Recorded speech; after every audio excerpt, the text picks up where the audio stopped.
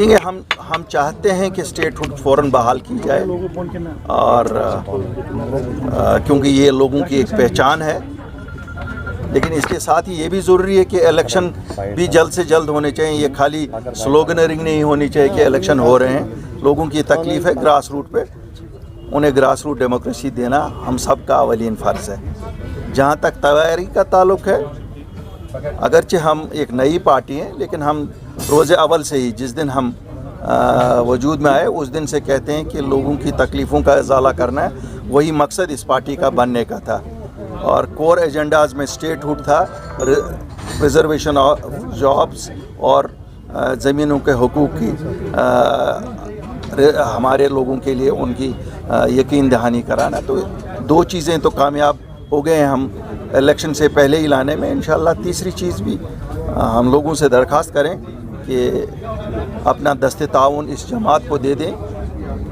یہ وہ جماعت ہے جو سچائی کی بنیاد پہ سامنے آئی ہے. ہم نے جو 8 مارچ 2020 کو بولا وہی آج بھی بول رہے ہیں. ہم گرگٹوں کی طرح رنگ نہیں بدلتے رہے جنہوں نے کبھی اپنے آپ کو پی ایچ ڈی کی صورت میں پہلے لوگوں کے سامنے پیش کیا، پھر کہا کہ ہمارا اور الیکشنوں کا کوئی واسطہ نہیں ہے، پھر آج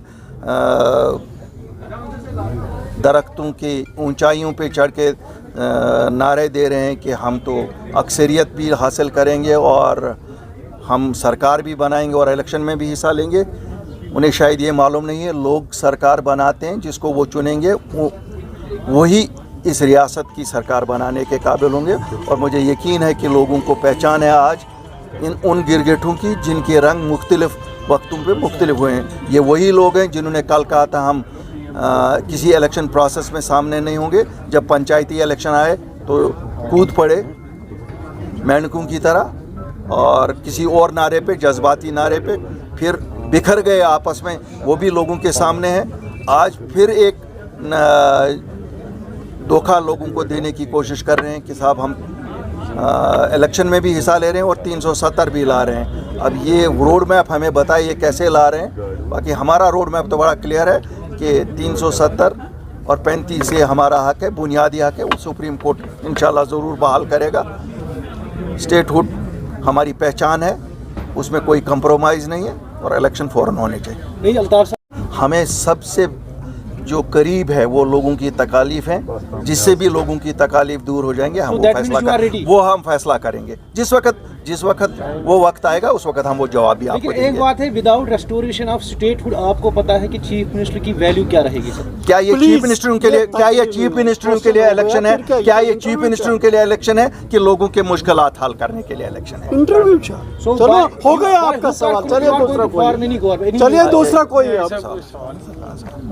انٹرویو. سر یہ پہلا الیکشن ہے آپ لوگوں کا جو اب آنے والا ہے، تو کتنا چیلنجنگ رہے گا؟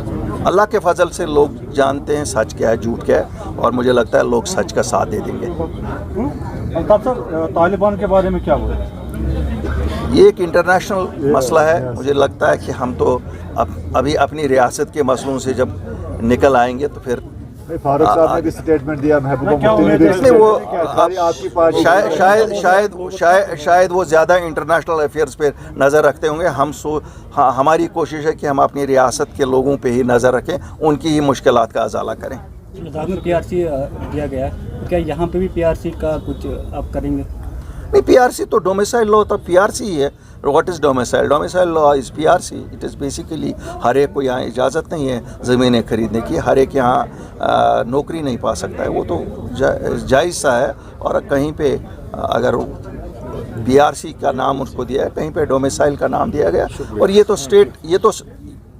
اسٹیٹ کے مسئلے ہیں. اسٹیٹ اب تھینک یو سر. سر ابھی ایک سوال ہے. ابھی ہائی لیول میٹنگ بلائی ہے دلی میں، جس میں ایل جی صاحب کو بھی مدعو کیا گیا ہے، تو آپ کیا کہیں گے اس کے لیے؟ کیا یہ سیکورٹی سینیریو کے حساب سے ہے کہ اپ کمنگ الیکشن؟ دیکھیے، اگر الیکشن کی بات ہے تو سیکورٹی تو ہر ایک پولیٹیکل پارٹی اور اس کے ورکروں کو ہونی چاہیے. ہم بھی چاہتے ہیں کہ ریاست میں سیکورٹی سب کو میسر ہونی چاہیے تاکہ لوگوں تک پہنچے. شکریہ.